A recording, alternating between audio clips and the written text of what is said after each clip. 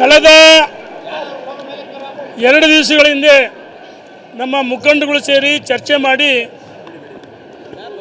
ರಾಜ್ಯದ ಉದ್ದಗಲಕ್ಕೆ ಪ್ರವಾಸವನ್ನು ಮಾಡೋಕ್ಕೂ ವೀರಶೈವ ಲಿಂಗಾಯತರಲ್ಲಿ ಇರ್ತಕ್ಕಂಥ ಒಳಪಂಗಡಗಳನ್ನ ಒಂದು ವೇದಿಕೆ ತರಬೇಕಂತೇಳಿ ತೀರ್ಮಾನವನ್ನು ಮಾಡಿ ಇಂದು ಶುಕ್ರವಾರ ಭಾಳ ಪವಿತ್ರವಾದ ದಿನ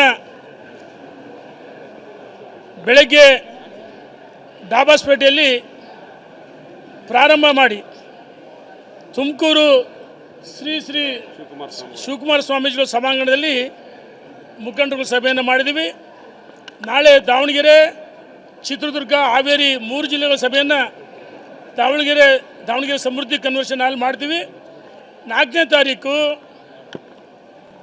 ಸುಮಾರು 7-8 ಜಿಲ್ಲೆಗಳ ಮೈಸೂರಿಂದ ಹಿಡಿದು ಬೆಂಗಳೂರು, ಗ್ರಾಮಾಂತರ, ತುಮಕೂರು ಒಳಗೊಂಡಂತೆ, ಹಾಸನ ಒಳಗೊಂಡಂತೆ ಸಭೆ ಪ್ರಮುಖರ ವೀರಶೈವ ಲಿಂಗಾಯತರ ಮುಖಂಡರ ಸಭೆಯನ್ನು 4ನೇ ತಾರೀಕು ಬೆಂಗಳೂರಿನಲ್ಲಿ ಅರಮನೆ ಆವರಣ ಗಾಯತ್ರಿ ಗ್ರ್ಯಾಂಡ್ನಲ್ಲಿ ಮಾಡ್ತಾಯಿದ್ವಿ. ಉದ್ದೇಶ 2023 ವಿಧಾನಸಭೆ ಚುನಾವಣೆಯಲ್ಲಿ ವೀರಶೈವ ಲಿಂಗಾಯತ ಮತಗಳು ಭಾರತೀಯ ಜನತಾ ಪಾರ್ಟಿಯಿಂದ ದೂರ ಆಗಿದ್ದು, ಕಾಂಗ್ರೆಸ್ ಕಡೆಗೆ ಹೆಚ್ಚು ವಾಲಿದು ಏನು ಹೊರಗೆ ಹೋಗಿರ್ತಕ್ಕಂಥ ಮತಗಳನ್ನು ಕ್ರೋಢೀಕರಿಸಿ ಭಾರತೀಯ ಜನತಾ ಪಾರ್ಟಿಗೆ ವಾಪಸ್ ಕರೆತರಬೇಕು. ಮತ್ತು ನಮ್ಮ ನಾಯಕರಾದ ಯಡಿಯೂರಪ್ಪನವರು ವೀರಶೈವ ಲಿಂಗಾಯತ ಅಭಿವೃದ್ಧಿ ನಿಗಮ ಮಾಡಿದರು, ಸಮಾಜಕ್ಕೆ ಕೊಡುಗೆಯನ್ನು ಕೊಟ್ಟರು. ಹಾಗಾಗಿ ಯಾರೋ ಕೆಲವರು ಅಪಪ್ರಚಾರ ಮಾಡ್ತಾರೆ. ಅವರಿಗೆ ಕೆಲವರು ಮಾಧ್ಯಮಗಳು ಅವರಿಗೆ ಟಾಂಗ್ ಕೊಡೋಕ್ಕೆ ಅವ್ರ ವಿರುದ್ಧ ಸಭೆ ಅಲ್ಲ, ಸಮಾಜವನ್ನು ಕಟ್ಟಬೇಕು, ಸಮಾಜವನ್ನು ಒಗ್ಗೂಡಿಸ್ಬೇಕಂತೇಳಿ ಸಭೆ. ಮತ್ತು ಯಡಿಯೂರಪ್ಪನವರು ಜಾತ್ಯತೀತ ನಾಯಕರು, ಮಾಸ್ ಲೀಡರು, ಪ್ರಶ್ನಾತೀತ ನಾಯಕರು. ಒಂದು ಅಖಿಲ ಭಾರತ ವೀರಶೈವ ಮಹಾಸಭಾ ಮುಖಂಡರುಗಳು ಸಹ ವೀರಶೈವ ಲಿಂಗಾಯತ ಸಮಾಜ ಮುಖಂಡರು ಯಡಿಯೂರಪ್ಪನವ್ರ ಜೊತೆಗಿದ್ದಾರೆ. ಒಂದು ರಾಜಕೀಯ ಪಕ್ಷ ಅಧಿಕಾರಕ್ಕೆ ಬರಬೇಕಂದ್ರೆ ಪರಿಶಿಷ್ಟ ಜಾತಿ, ಪಂಗಡ, ಹಿಂದೂ ವರ್ಗ, ಒಕ್ಕಲಿಗ ಸಮಾಜ, ಬ್ರಾಹ್ಮಣ ಸಮಾಜ ಎಲ್ಲ ಸಮಾಜಗಳ ಸಹಕಾರ ಬೇಕು.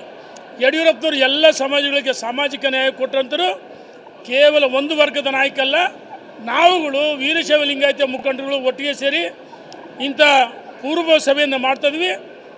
ಫೈನಲ್ ಆಗಿ ದಿನಾಂಕವನ್ನು ನಿಗದಿ ಮಾಡಿ ಸುಮಾರು 5 ಲಕ್ಷ ಜನ ವೀರಶೈವ ಲಿಂಗಾಯತ ಮುಖಂಡರನ್ನ ವೀರಶೈವ ಲಿಂಗಾಯತ ಮಹಾಸಂಗಮ ಹೆಸರಿನಲ್ಲಿ ದೊಡ್ಡ ಸಭೆಯನ್ನು ಮಾಡ್ತೀವಿ. ಆ ಸಭೆಗೆ ಸಮಾವೇಶ ದಿನಾಂಕ ನಿಗದಿಯಾಗಿಲ್ಲ. ಇದು ಕೇವಲ ಪೂರ್ವ ಸಭೆಗಳು ಕಲ್ಯಾಣ ಕರ್ನಾಟಕ, ಉತ್ತರ ಕರ್ನಾಟಕ, ಮುಂಬೈ ಕರ್ನಾಟಕ, ಶಿವಮೊಗ್ಗ, ಚಿಕ್ಕಮಗಳೂರಲ್ಲೇ ಪ್ರವಾಸ ಮಾಡ್ತೀವಿ. ಆ ವೀರಶೈವ ಲಿಂಗಾಯತ ಮಹಾಸಂಗಮ ಸಮಾವೇಶ ದಿನಾಂಕವನ್ನು ನಿಗದಿ ಮಾಡಿ ನಾಡಿನ ಮಠಾಧೀಶರು ಮತ್ತು ಏನು ನಮ್ಮ ಮುಖಂಡರುಗಳಿದ್ದಾರೆ, ರಾಜಕೀಯ ಮುಖಂಡರುಗಳು, ಮಾಜಿ ಮುಖ್ಯಮಂತ್ರಿಗಳು, ಕೇಂದ್ರದಲ್ಲಿ ಏನು ಇವತ್ತಾದರೆ ನಮ್ಮ ಲೋಕಸಭಾ ಸದಸ್ಯರುಗಳು, ವಿಧಾನ ಪರಿಷತ್ತಿನ ವಿಧಾನಸಭೆ ಶಾಸಕರು, ಮಾಜಿ ಎಲ್ಲರೂ ಆ ವೇದಿಕೆಗೆ ಆಹ್ವಾನ ಮಾಡಿ ಒಂದು ದೊಡ್ಡ ಸಮಾವೇಶವನ್ನು ಮಾಡ್ತೀವಿ ಅಂತ ಹೇಳಕ್ಕೆ ಇಚ್ಛೆ ಪಡ್ತೀನಿ.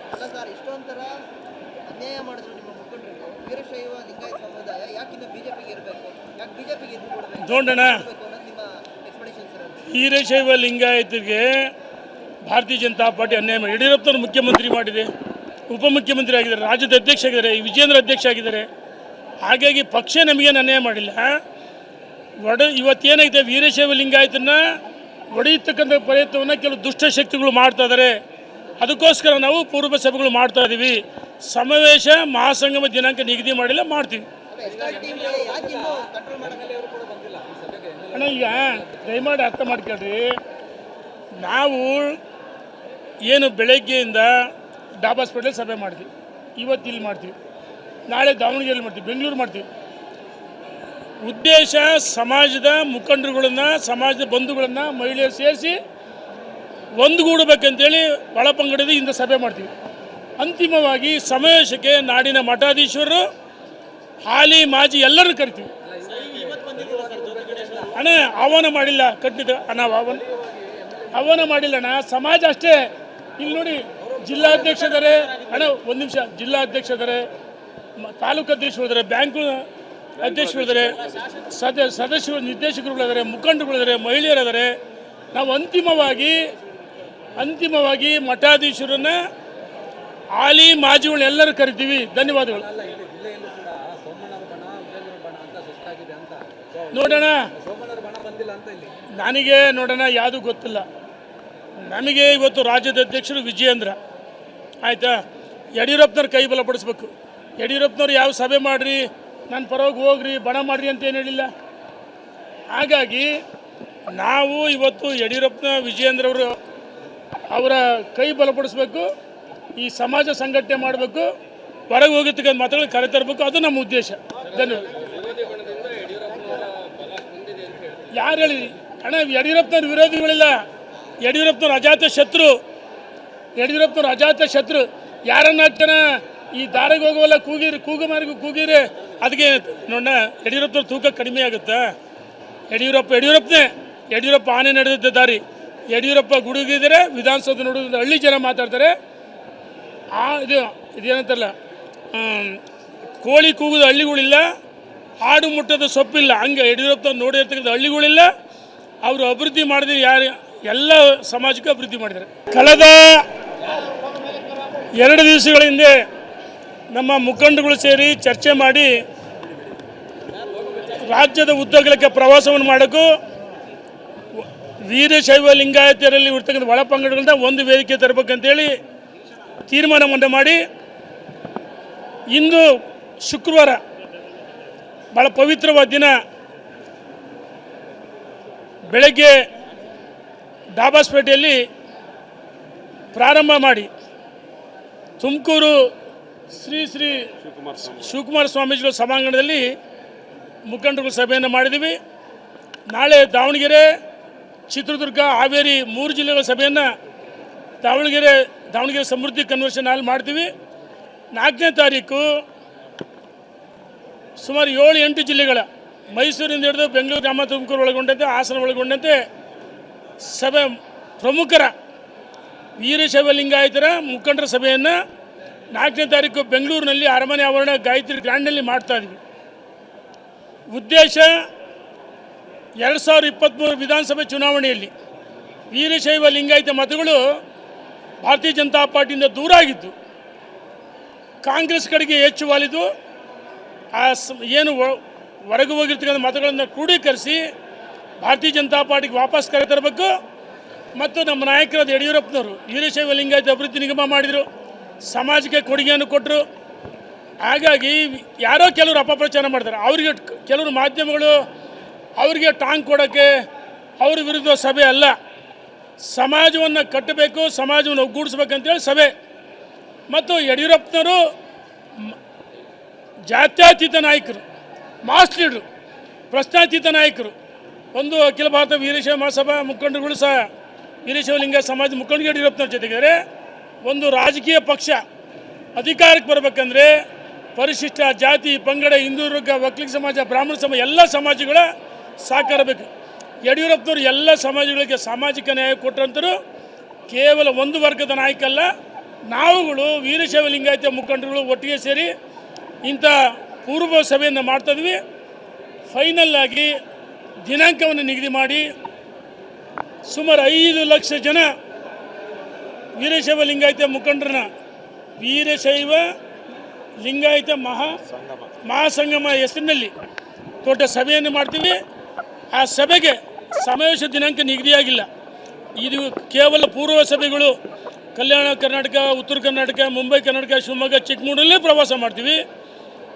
ಆ ವೀರಶೈವ ಲಿಂಗಾಯತ ಮಹಾಸಂಗಮ ಸಮಾವೇಶ ದಿನಾಂಕವನ್ನು ನಿಗದಿ ಮಾಡಿ ನಾಡಿನ ಮಠಾಧೀಶರು ಮತ್ತು ಏನು ನಮ್ಮ ಮುಖಂಡರುಗಳಿದ್ದಾರೆ, ರಾಜಕೀಯ ಮುಖಂಡರುಗಳು, ಮಾಜಿ ಮುಖ್ಯಮಂತ್ರಿಗಳು, ಕೇಂದ್ರದಲ್ಲಿ ಏನು ಇವತ್ತಾದರೆ ನಮ್ಮ ಲೋಕಸಭಾ ಸದಸ್ಯರುಗಳು, ವಿಧಾನ ಪರಿಷತ್ತಿನ ವಿಧಾನಸಭೆ ಶಾಸಕರು, ಮಾಜಿ ಎಲ್ಲರೂ ಆ ವೇದಿಕೆಗೆ ಆಹ್ವಾನ ಮಾಡಿ ಒಂದು ದೊಡ್ಡ ಸಮಾವೇಶವನ್ನು ಮಾಡ್ತೀವಿ ಅಂತ ಹೇಳಕ್ಕೆ ಇಚ್ಛೆ ಪಡ್ತೀನಿ.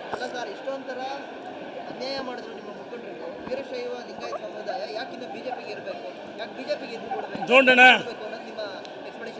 ವೀರಶೈವ ಲಿಂಗಾಯತರಿಗೆ ಭಾರತೀಯ ಜನತಾ ಪಾರ್ಟಿ ಅನ್ಯಾಯ ಮಾಡಿ ಯಡಿಯೂರಪ್ಪನವರು ಮುಖ್ಯಮಂತ್ರಿ ಮಾಡಿದೆ, ಉಪಮುಖ್ಯಮಂತ್ರಿ ಆಗಿದ್ದಾರೆ, ರಾಜ್ಯದ ಅಧ್ಯಕ್ಷ ಆಗಿದ್ದಾರೆ, ವಿಜೇಂದ್ರ ಅಧ್ಯಕ್ಷ ಆಗಿದ್ದಾರೆ. ಹಾಗಾಗಿ ಪಕ್ಷ ನಮಗೇನು ಅನ್ಯಾಯ ಮಾಡಿಲ್ಲ. ಇವತ್ತೇನಾಗಿದೆ, ವೀರಶೈವ ಲಿಂಗಾಯತನ ಹೊಡೆಯತಕ್ಕಂಥ ಪ್ರಯತ್ನವನ್ನು ಕೆಲವು ದುಷ್ಟಶಕ್ತಿಗಳು ಮಾಡ್ತಾ ಇದ್ದಾರೆ. ಅದಕ್ಕೋಸ್ಕರ ನಾವು ಪೂರ್ವ ಸಭೆಗಳು ಮಾಡ್ತಾ ಇದ್ದೀವಿ. ಸಮಾವೇಶ ಮಹಾಸಂಗಮ ದಿನಾಂಕ ನಿಗದಿ ಮಾಡಿಲ್ಲ, ಮಾಡ್ತೀವಿ. ಅಣ್ಣ ಈಗ ದಯಮಾಡಿ ಅರ್ಥ ಮಾಡ್ಕೊಳ್ರಿ, ನಾವು ಏನು ಬೆಳಗ್ಗೆಯಿಂದ ಡಾಬ್ ಹಾಸ್ಪಿಟಲ್ ಸಭೆ ಮಾಡ್ತೀವಿ, ಇವತ್ತು ಇಲ್ಲಿ ಮಾಡ್ತೀವಿ, ನಾಳೆ ದಾವಣಗೆರೆಯಲ್ಲಿ ಮಾಡ್ತೀವಿ, ಬೆಂಗಳೂರು ಮಾಡ್ತೀವಿ. ಉದ್ದೇಶ ಸಮಾಜದ ಮುಖಂಡರುಗಳನ್ನು, ಸಮಾಜದ ಬಂಧುಗಳನ್ನು, ಮಹಿಳೆಯರು ಸೇರಿಸಿ ಒಂದುಗೂಡಬೇಕಂತೇಳಿ ಒಳಪಂಗಡದ ಇಂದ ಸಭೆ ಮಾಡ್ತೀವಿ. ಅಂತಿಮವಾಗಿ ಸಮಾವೇಶಕ್ಕೆ ನಾಡಿನ ಮಠಾಧೀಶ್ವರರು, ಹಾಲಿ ಮಾಜಿ ಎಲ್ಲರೂ ಕರಿತೀವಿ. ಅಣ್ಣ ಆಹ್ವಾನ ಮಾಡಿಲ್ಲ, ಖಂಡಿತ ನಾವು ಆಹ್ವಾನ ಮಾಡಿಲ್ಲ ಅಣ್ಣ, ಸಮಾಜ ಅಷ್ಟೇ. ಇಲ್ಲಿ ನೋಡಿ, ಜಿಲ್ಲಾಧ್ಯಕ್ಷರೇ ಅಣ್ಣ, ಒಂದು ನಿಮಿಷ, ಜಿಲ್ಲಾಧ್ಯಕ್ಷರೇ, ತಾಲೂಕು ಅಧ್ಯಕ್ಷರಿದ್ದಾರೆ, ಬ್ಯಾಂಕು ಅಧ್ಯಕ್ಷರಿದ್ದಾರೆ, ಸದಸ್ಯರು, ನಿರ್ದೇಶಕರುಗಳಿದ್ದಾರೆ, ಮುಖಂಡರುಗಳಿದ್ದಾರೆ, ಮಹಿಳೆಯರಿದ್ದಾರೆ. ನಾವು ಅಂತಿಮವಾಗಿ ಮಠಾಧೀಶರನ್ನ, ಹಾಲಿ ಮಾಜಿಗಳನ್ನೆಲ್ಲರೂ ಕರಿತೀವಿ. ಧನ್ಯವಾದಗಳು. ನೋಡೋಣ, ನನಗೆ ನೋಡೋಣ, ಯಾವುದೂ ಗೊತ್ತಿಲ್ಲ. ನಮಗೆ ಇವತ್ತು ರಾಜ್ಯದ ಅಧ್ಯಕ್ಷರು ವಿಜಯೇಂದ್ರ, ಆಯಿತಾ, ಯಡಿಯೂರಪ್ಪನವ್ರ ಕೈ ಬಲಪಡಿಸ್ಬೇಕು. ಯಡಿಯೂರಪ್ಪನವ್ರು ಯಾವ ಸಭೆ ಮಾಡಿರಿ, ನನ್ನ ಪರವಾಗಿ ಹೋಗ್ರಿ, ಬಣ ಮಾಡಿರಿ ಅಂತ ಏನು ಹೇಳಿಲ್ಲ.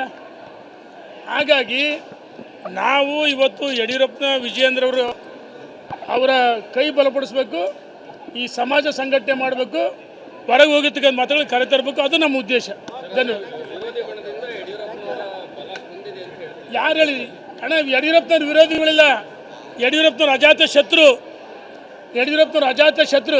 ಯಾರನ್ನ ಜನ ಈ ದಾರಿಗೆ ಹೋಗೋಲ್ಲ ಕೂಗಿರಿ, ಅದಕ್ಕೆ ನೋಡ ಯಡಿಯೂರಪ್ಪನವ್ರ ತೂಕ ಕಡಿಮೆ ಆಗುತ್ತಾ? ಯಡಿಯೂರಪ್ಪ ಆನೆ ನಡೆದಿದ್ದ ದಾರಿ. ಯಡಿಯೂರಪ್ಪ ಗುಡುಗಿದರೆ ವಿಧಾನಸೌಧ ನೋಡೋದು ಹಳ್ಳಿ ಜನ ಮಾತಾಡ್ತಾರೆ. ಇದೇನಂತಾರಲ್ಲ, ಕೋಳಿ ಕೂಗೋದು ಹಳ್ಳಿಗಳಿಲ್ಲ, ಆಡು ಮುಟ್ಟದ ಸೊಪ್ಪಿಲ್ಲ. ಹಂಗೆ ಯಡಿಯೂರಪ್ಪ ನೋಡಿರ್ತಕ್ಕಂಥ ಹಳ್ಳಿಗಳಿಲ್ಲ. ಅವರು ಅಭಿವೃದ್ಧಿ ಮಾಡಿದ್ರೆ ಎಲ್ಲ ಸಮಾಜಕ್ಕೆ ಅಭಿವೃದ್ಧಿ ಮಾಡಿದ್ದಾರೆ.